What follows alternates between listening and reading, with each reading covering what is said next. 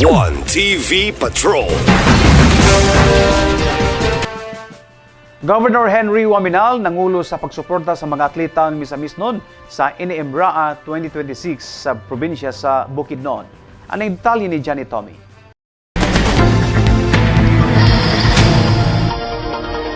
Mapasigarbuhon nga nitambong silang Governor Henry Waminal, Mayor Sam Norman G. Puentes, Vice Mayor Simplicia Bibineri, City Council members, uban ang Team Asinso ug mga opisyal sa DepEd sa pagbukas sa Northern Mindanao Regional Athletic Association NIMBRAA 2026 sa Bukidnon Sports and Cultural Complex, Dakbayan sa Malaybalay.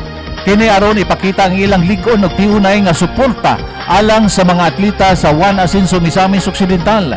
Kini aron ipakita ang ilang ligon ug tiunay nga suporta alang sa mga atleta sa One Asinso Misamis Occidental. Ang presensya sa mga kadagkuan sa probinsya nagpamatuod sa ilang hiniusang tinguha nga iangat ang karbo sa mga batanong atleta samtang nakigtigi kini sa regional nga level.